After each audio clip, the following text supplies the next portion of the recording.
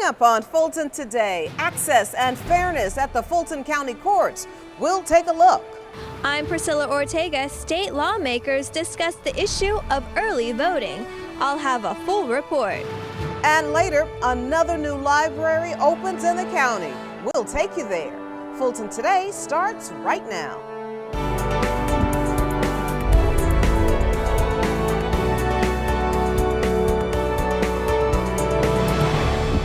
Welcome to Fulton Today, everybody. I'm Shania Chavis. Month 3 kicks off for legislators at the state capitol. So what's the status of the county's list of legislative priorities? FGTV's Priscilla Ortega is at the capitol and has our report. Shania, a number of Fulton officials are paying close attention to a piece of legislation that would have a significant impact on how the county handles elections. Now, that is House Bill 194, and its intent is to reduce the number of early voting days. Since Fulton County's Registration and Elections team introduced early voting to residents in 2004, the alternative days to cast a ballot have proven to be very popular. In fact, in the general election in 2014, the number of people who voted early doubled from the previous gubernatorial race. Fulton's election chief was one of many around the state encouraging voters to cast ballots early. During early voting, people can vote anywhere. You also will reduce the number of people that will turn out for election day. It takes the pressure off the precincts in election day. You get a crush of people on election day. It's that last day to vote. People have to vote in their precincts. You tend to have more provisional voting on election day. So we're trying to reduce that. Well, now lawmakers are debating House Bill 194. Legislation that would reduce the total duration of advanced voting from 21 days to 12 days, including Saturdays and Sundays. During the 2014 general election, weekend voting saw some of the highest numbers of early voters. House Bill 194 calls for Saturday polling hours to be from 9 a.m. to 4 p.m., and Sunday hours from 12 p.m. to 4 p.m. and no later than 6 p.m. The legislation was amended in full committee to provide that counties shall choose either the second Sunday or third Saturday for the advanced voting period rather than requiring every Saturday or Sunday during that time. To follow House Bill 194, you can log into the Georgia General Assembly website and this particular web address. Reporting from the state capitol, I'm Priscilla Ortega for FGTV. Thank you very much, Priscilla. Meanwhile, justice leaders want to know what the public thinks about the job they're doing. Superior Court's Administrative Division is conducting a public opinion survey at the Fulton County Courthouse, and college students interested in the law are taking part. The students were stationed at all 3 entrances to ask visitors to participate in the Access and Fairness survey. As a criminal justice major, my attendance here is simply to ask citizens their experience on the courthouse and to see if they need a better understanding of basically what exactly they need help with. The survey is designed to measure the court's success in meeting the needs of its customers. Contrary to popular belief, most people think that people are coming to go directly into courtrooms, and what we know is that they're going into information spaces, your clerk's office, your jury management office, your law library. And so what we want to be able to do is hear from them about their experience and make it better. And for the students from Clark Atlanta University who participated, it reinforced their interest in the justice system and the community. Expose them to an awful lot, and so even through research, understanding perceptions, values, attitude, help us to learn in the classroom where the gap is. The survey is a project of the National Center of State Courts. Court officials will use the findings to make adjustments to their operations. County public safety professionals are putting in a lot of time with a special group of second graders. It's all a part of a volunteer literacy program at a South Fulton elementary school. FGTV's Felicia Church has the story. I'm ready. Every month, members of the Fire, Police, and Marshals Departments, along with Rural Metro Ambulance, are paired with second graders at Stonewall Tell Elementary School. They are all volunteers with a literary program called Reading Buddies. These first responders spend 30 minutes with the students each week, listening as they read from assigned books. Wonderful. Excellent. Wonderful. The volunteers offer praise and assistance. You got it. You got it. And sometimes the volunteer also reads. They will be here tomorrow, she said. Tomorrow? The program has been going on for several years now, and not only is it helping the students, but also the volunteers. Seeing the smiles on their faces and seeing the light bulb when they are able to, get through a word or a pronunciation that they were not able to get through before. You want to go next page? All right, you go ahead. According to a U.S. Department of Education study reported by Teacher Vision, Reading Buddies programs help improve academic performance and classroom behavior among students reading below grade level. The school's early intervention teacher says Reading Buddies also improves the students' confidence. The children are really excited every Wednesday when the community members come in. They are able to know that reading is important, so the community members are showing the students that reading is extremely important. The kids are not the only ones benefiting from the program. Even though they're here to help some children, they get a lot out of it. And the times that I've volunteered, that's certainly what I felt. Reporting for FGTV, I'm Felicia Church. Thank you very much, Felicia. Still to come on Fulton today, Sandy Springs leaders visit Fulton County government. We'll tell you why in our district by district coverage next.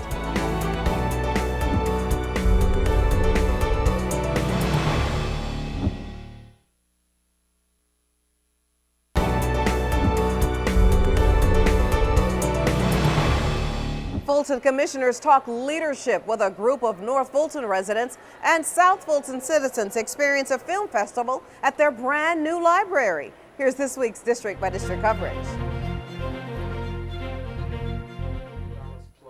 We begin with a recent visit by the newest class of Leadership Sandy Springs.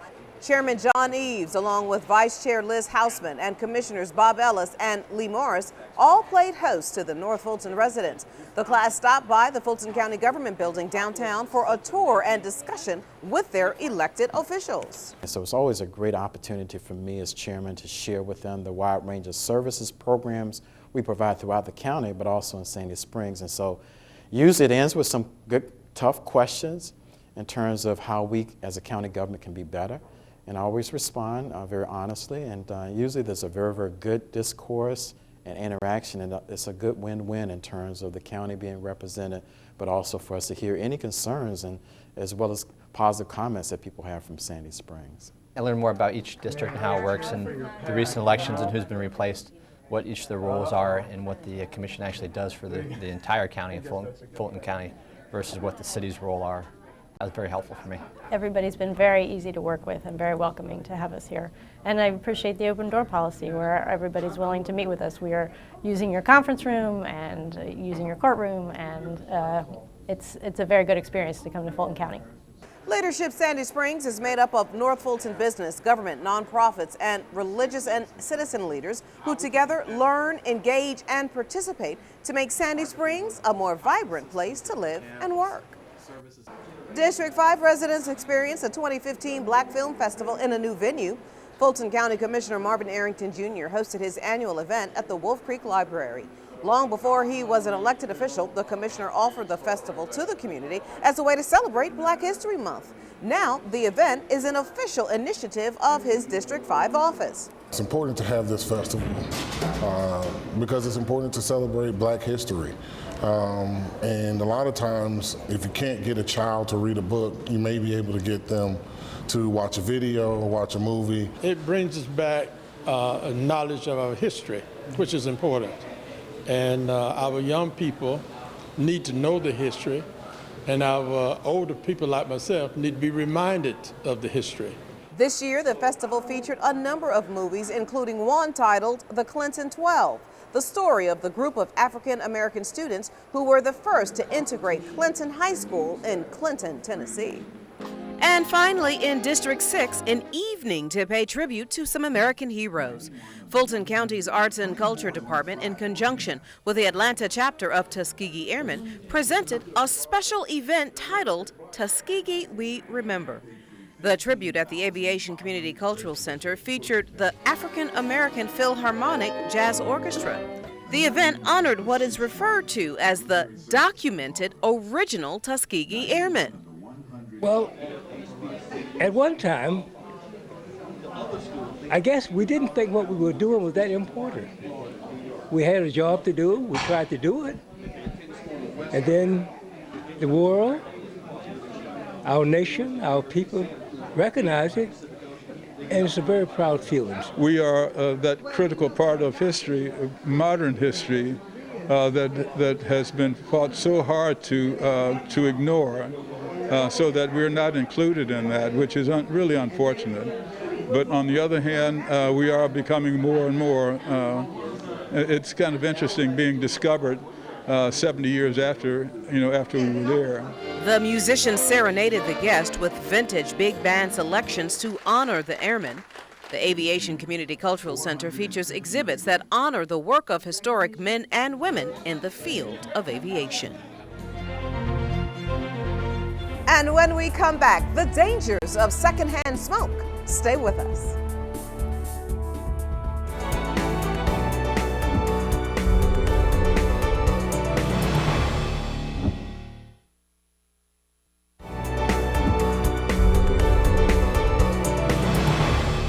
Welcome back, everybody. Well, a new report shows that 1 in 4 non-smokers in the U.S. are still exposed to secondhand smoke. The CDC says that statistic has dropped since 1999, when 1 in 2 were exposed to secondhand smoke. Fulton's health leaders say certain groups are most at risk, including those who live in rental housing or those below the poverty level. It's about changing the social norms, and there are certainly most communities, particularly more upscale communities where smoking is not accepted. But where we do see smoking still going on is in lower socioeconomic, lower education groups. And like I was saying earlier, higher in teenagers and young adults. Secondhand smoke kills more than 400 infants and 41,000 adult non-smokers a year. Now, if you want more information on how to quit, you can go to smokefreecoalition.net. Cervical cancer used to be the leading cause of cancer deaths, but screenings are helping to save lives. During a Learn for Life seminar about cervical cancer at the Government Center downtown, county employees learned about the importance of pap smears. According to the Centers for Disease Control and Prevention, in the past 40 years, the number of cases and deaths decreased significantly because of pap smears. A pap smear once a year is normally paid for through your insurance. And if you are found to have the HPV virus, then they would ask you to come back every 6 months just to see if the cervix has changed or anything like that. The CDC says all women are at risk for cervical cancer, but it occurs most often in women over 30. Each year, about 12,000 women in the U.S. are diagnosed with cervical cancer, and about 4,000 die from the illness. Now, you can get more information on getting a pap smear from any of the county's clinics or by calling Health Services at 404-612-1211. Seniors in South Fulton enjoy an exercise program that helps them both with their muscles and their spirits. Cliftondale Park is the place to be on Mondays, Tuesdays, and Thursdays at 10 a.m. About a dozen seniors participate in wellness classes each session. The workouts incorporate low-impact exercises, including stretching. The classes give seniors the chance to stay in shape both physically and mentally. Besides getting up and getting out of the house, we have great fellowship here. We have discussion of all kinds. We keep up with all the movies and everything, and it's just a joy to come to this class every day because, you know, after you come down here, well, you're ready to go back home and do your housework. If anybody would like to be a part of our class, we don't turn anybody down. We have people in here from the age of, I think, late 50s into 80s. So we do not turn anybody down, and if there's something in the class that you can't do, then just do what you can do. Fulton's top medical and gerontology experts say physical activity for seniors does not need to be strenuous to achieve health benefits. For more information on these free senior classes, call 404-613-3061. And when we come back, the grand opening of a new library in North Fulton. Stay with us.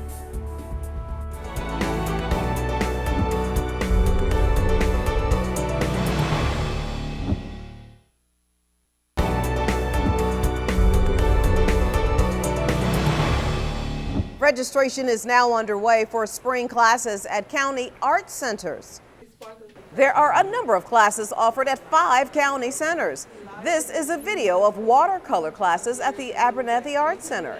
It gives me a chance to be creative and to see, I mean, this is not my best, but you know, I can experiment and create something that I'm proud of and that expresses my creativity. I'm a creator and I need to have structure. So while I work at home, once a week I come to class. You have until March 13th to register. Classes start March 17th and end in May. Various classes are offered for all levels, from children to seniors. And those who are 55 years and older may be eligible for a 15% discount. Now, the days, times, and locations vary depending on the class, so to get more information, go to fultonarts.org. And finally, the library system celebrates its grand opening of its newest library, the East Roswell Library. FGTV's Lynn Vaughn has our story. County commissioners and a library staff helped do the ribbon-cutting honors at the East Roswell Library. This truly is a wonderful day in Fulton County, opening up our brand new East Roswell Library. Looks like a tree house. It fits right in. We have a park here. We have schools all in the immediate area. I bet we've got 300 people here today to share in our dedication and our excitement about the opening of the library. There are children already checking out books. We have face painters and the magician Ken Scott, and they just love the children's room. We have so many new wonderful books for them to check out. The 15,000 square foot branch is located at 2301 Holcomb Bridge Road. It's centered within a canopy of trees, which helped inspire the artwork that is placed all around the new branch. The concept behind the piece is all these animals that were living in the area and displaced by the construction found residence and moved back into the library. And to create the animals, I used actually a lot of the tree parts and pallet parts from the construction, laminated them together and made these animals. The new library has study rooms, a meeting room, and separate areas for teens and children. The group, Friends of the East Roswell Library, is already looking for volunteers. They can come and help volunteer. We're always looking for great volunteers to come and sort books, check books back in, come and sell books. We're always looking for somebody who wants to give us a few hours of their time. This is the third of the 8 new library branches to open under Phase 1 of the voter-approved library building program. For more information on the schedule of the building program and events at any of the 30-plus branches of the Atlanta Fulton Public Library System, go to afpls.org. Reporting for FGTV, I'm Lynn Vaughn. Thank you very much, Lynn. And before we go, our reminder that we'd like to connect with you online. Check us out on Twitter or Facebook. Or, of course, check us out anytime online on our YouTube channel. Well, that does it for this edition of Fulton Today. I'm Shania Chavis. Thank you for watching. Join us each week for news around and about Fulton County.